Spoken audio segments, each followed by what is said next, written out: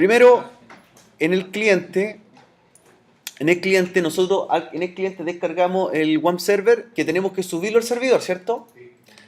¿Qué tenemos instalado en el cliente? El NetBeans. En este caso instalé el NetBeans 8.2 que también requiere del JDK para poder funcionar. Voy a mostrar solamente el NetBeans, no lo vamos a ocupar en la evaluación, es para la que viene, pero ver lo que deberíamos tener. NetBeans instalado, voy a levantarlo. Yo en este caso al Windows 7 le di 2 GB de RAM para poder levantar bien NetBeans, porque la idea de esto es que desarrollemos o se programe en una máquina virtual y el código fuente hay que ir subiéndolo a los servidores. En primera instancia lo vamos a subir al servidor Windows y después al servidor Linux, ¿cierto? Por eso lo estamos preparando para más adelante. Ojo con la versión que instalamos de NetBeans, yo bajé la versión que tenía mayor tamaño y es la versión que trae también la parte web. A lo mejor ustedes descargaron la versión básica de NetBeans. Hay que revisar qué versión tienen de NetBeans. Veamos, cuando abran un proyecto, qué tipo de proyecto puede hacer. Por eso queremos revisar antes. De otra forma, yo se las puedo pasar porque ya la descargué. ¿Te acuerdas que ese día tuvimos problemas para descargarla? Que se demoraba mucho. Y la otra se demoró poco, la que se bajó por Oracle. Entonces hay una diferencia. La que bajamos por NetBeans es la versión que viene con todos los módulos. Y la que bajamos por Oracle es la versión que viene más básica de NetBeans. ¿Ya? Por eso creo que la revisemos. Ábranla para que la comparemos con la que vamos a trabajar.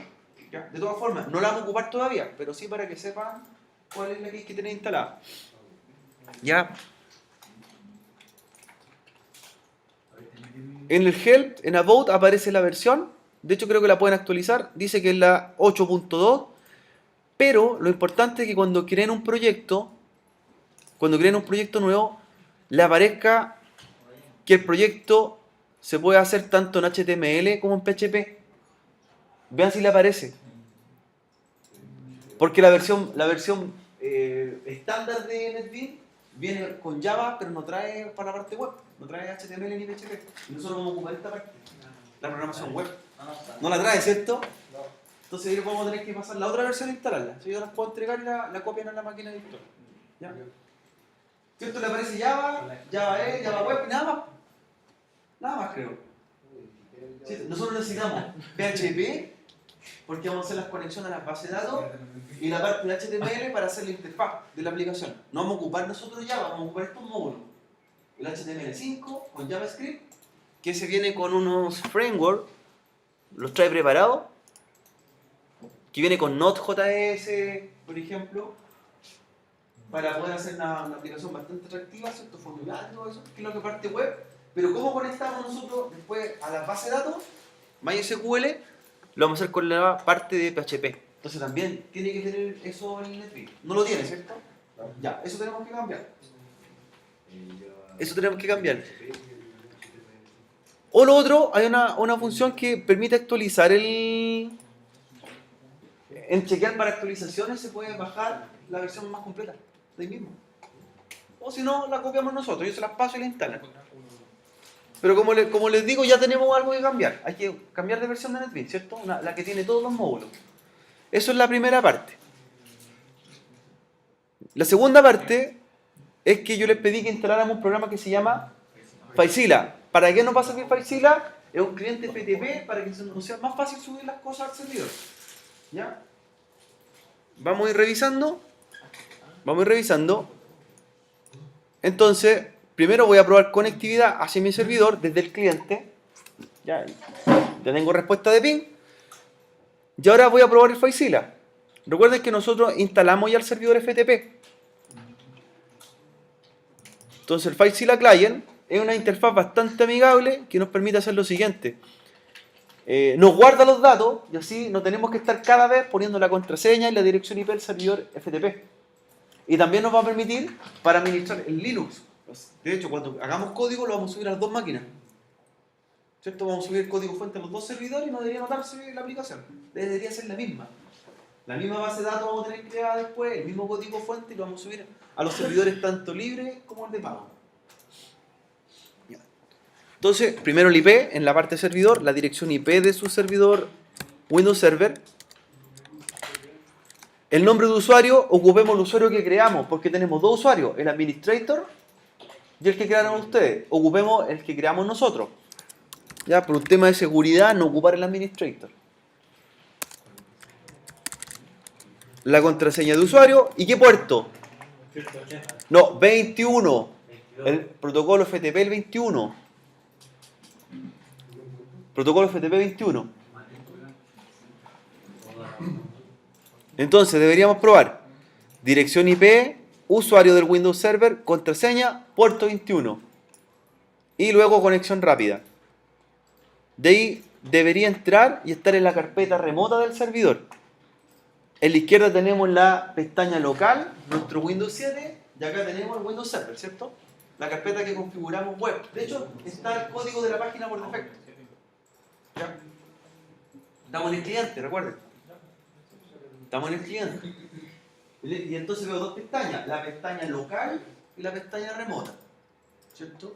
Lo que debo hacer ahora es subir el SAM server, hacia el servidor, copiar esta carpeta para instalarlo en el server. Entonces lo debo buscar en mi ruta local, que en este caso lo tengo en el escritorio.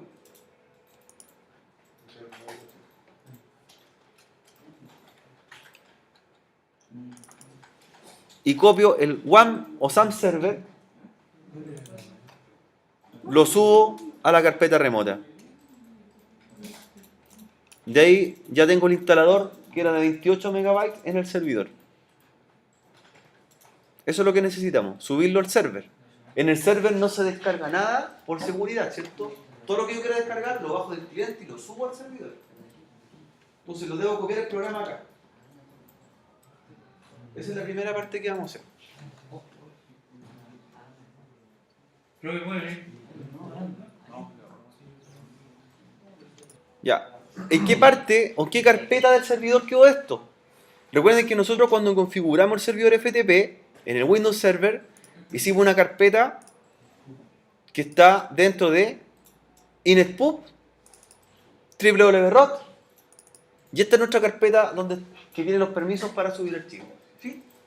Por lo tanto ahora deberíamos instalar el web server, ya que tenemos un instalador en el servidor. Ya.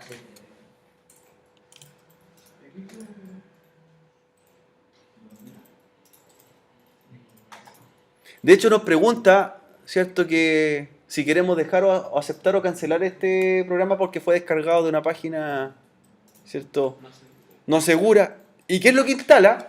En realidad el web server es un compilado que trae lo mismo que hicimos en Linux, pero lo hicimos por separado, ¿se acuerdan? Instalamos el PHP por separado, el MySQL por separado, el PXMyAdmin. Aquí instala este es un instalador que trae el conjunto del paquetado completo de la aplicación, ¿ya? Y lo instalamos. One Server es un proyecto que en realidad es lo mismo que hicimos nosotros, el LAM, pero cambia el sistema operativo, nada más. Y viene todo ya preconfigurado. ¿Sí?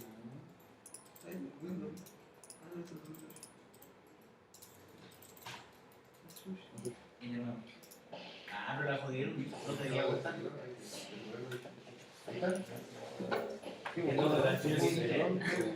Ajá.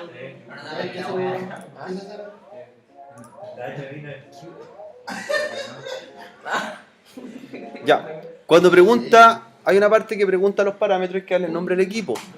¿Ya? Los de Explorer ponemos Open ¿no? Si le ponen open, y después le da un error, le siguen dando open. ¿Ya? Porque busca el navegador por defecto. Correo, ponen su correo. Close the program o check online for a No, close the program, cerrar. Cerrar el programa. No, le vuelven a dar.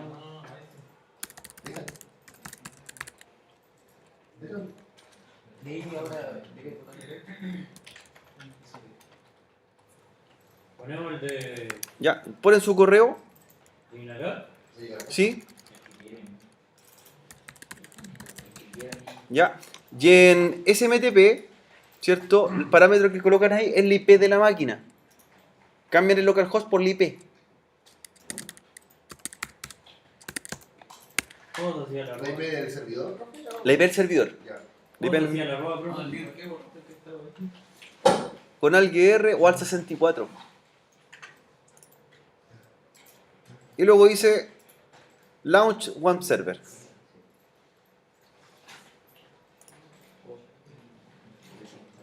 ¿Y qué poníamos el loco en los posts? La IP del server, la IP que tiene estática.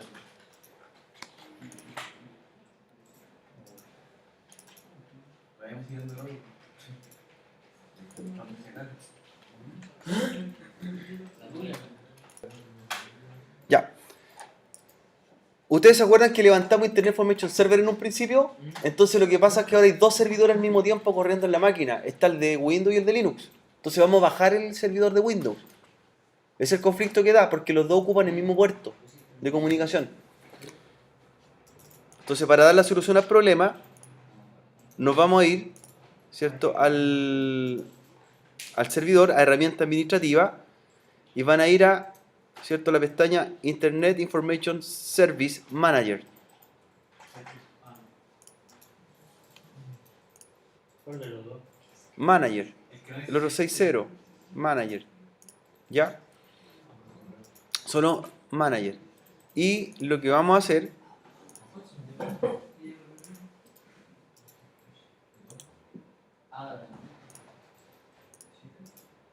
¿cierto? Donde dice Default Website,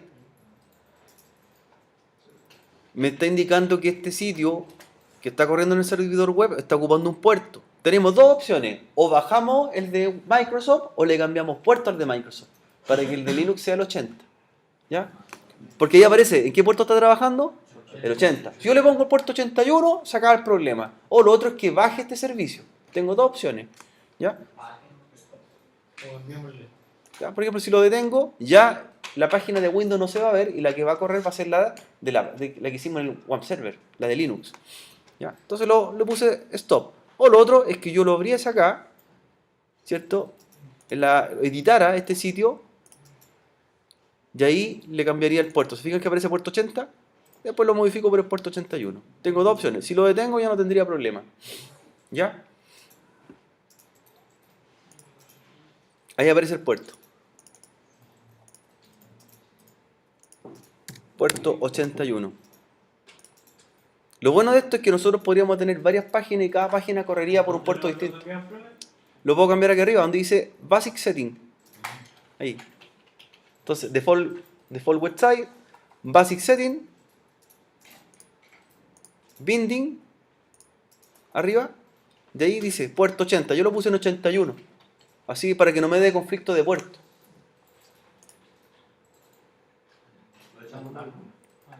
No, y con eso reinicio el server. Reinicio el servidor completo. ¿Cómo lo reinicio con comando? ¿Se acuerdan o no? No, pues no shutdown es en Cisco.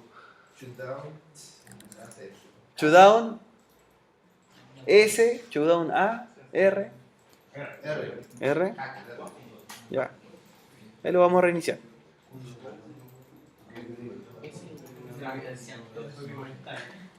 Nosotros vemos el servicio web server en el servidor. Ustedes se van a la pestaña services.msc. Services.msc. Y van a aparecer todos los servicios que están corriendo en segundo plano en la máquina. Entonces van a buscar WAMP Server, que es el que se llama WAMP MySQLD. ¿Y en qué modo viene? Manual. Entonces hay que cambiarlo a modo automático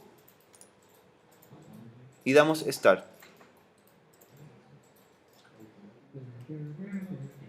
Automático y Start.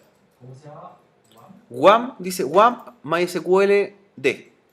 ¿Cierto? Entonces lo cambiamos a modo automático. Así, si el equipo, en caso de que lo reiniciemos, el servicio también arranca con el equipo. O si no, hay que hacerlo en forma manual cada vez. ¿Ya?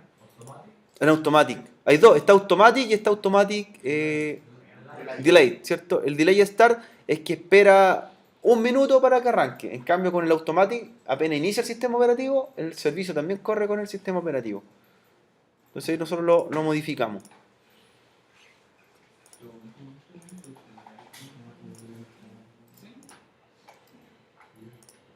Iniciamos One Core. Sí, vamos a comprobar si está corriendo o no.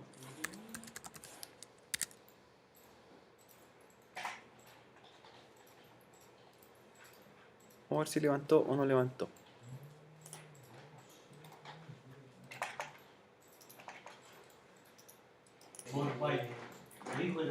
Ya, chicos, lo que hicimos, vamos a hacer unas pruebas. ¿Hay que iniciar el puerto? Recuerden que al Internet Information Server le cambiamos nosotros la del puerto, ¿se acuerdan? Porque no pueden haber dos con el puerto 80. ¿Ya? Entonces yo le di el puerto 81 a la página por defecto. La edité en Binding y le dije que la página por defecto se abriera por el puerto 81 para así dejar el otro servidor en el 80 y le di Start a la página. Le di Start. Luego, en el cliente, ¿cómo abrí la página? ¿Cierto? La abrí ahora con 2 puntos, la dirección hiperservidor, 2 puntos y el puerto que agregamos, por ejemplo, 2.81. Y ahí debería abrir la página anterior. En el cliente. En el cliente, 2.81. Todavía no abrí el otro porque no tenemos configurado el nuevo servidor web. Solamente comprobar que se vea con el puerto 81. 2.81. En Binding. Binding. ¿Sí?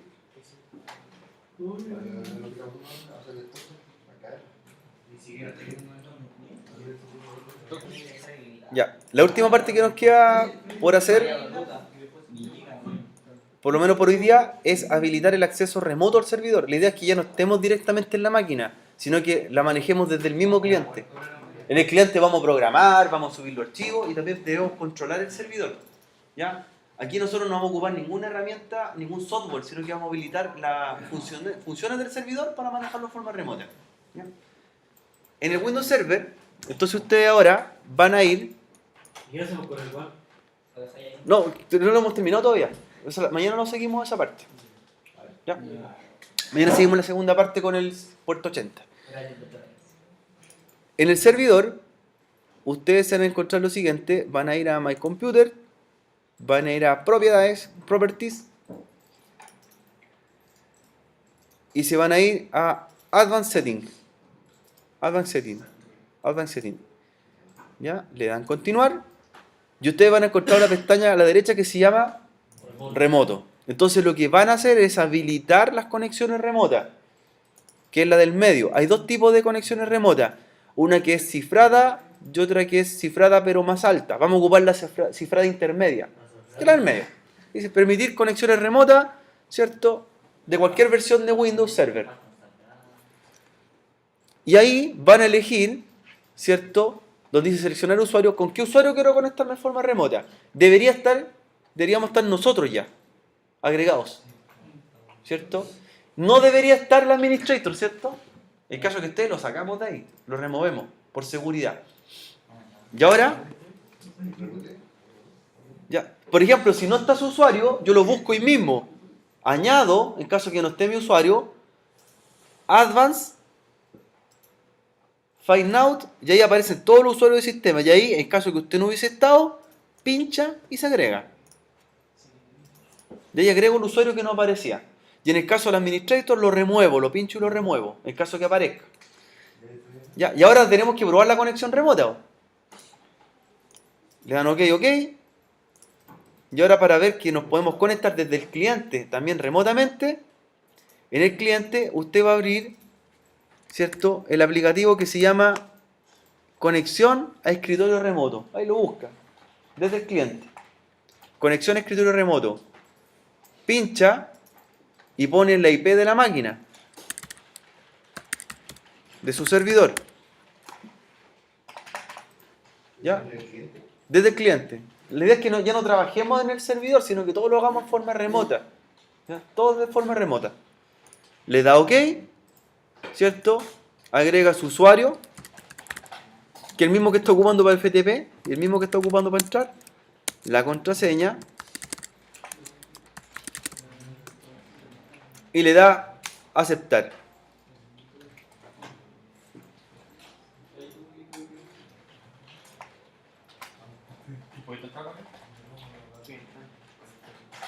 Y se diría, vamos a conectarnos al servidor. Se demora un poco, está autentificando la conexión. Y vamos a hacer la Eso es mini- el certificado que le hemos dado. que sí, le da que sí. ¿Cierto? Ahí le dice, claro, va a conectarse, emite un certificado digital para poder encriptar la transmisión entre el cliente y el servidor. Le dice que sí. ¿Ya? Esperamos unos segundos y ya nuestra conexión remota va a estar con el servidor. Ya, le va a cargar, ¿cierto?, el escritorio remoto del server. Ya.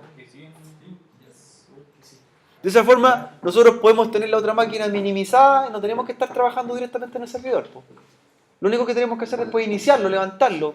¿Ya? Y ahí estoy trabajando ya en la máquina server. ¿Ven? Desde el cliente. Desde el cliente. Ahí estoy en el servidor. Listo. ¿Cierto? Me abrió el escritorio remoto. Que en realidad eso es lo que deberíamos nosotros generar como desarrollador, pues todo de forma remota, pues. Programar, manejar el servidor, ¿cierto? Subir la aplicación, todo desde mi equipo. De ahí minimizo en caso que yo quiera trabajar en mi PC y en el servidor. Pues. Ahí tengo las dos pestañas, local, ¿cierto? Y en el servidor remoto.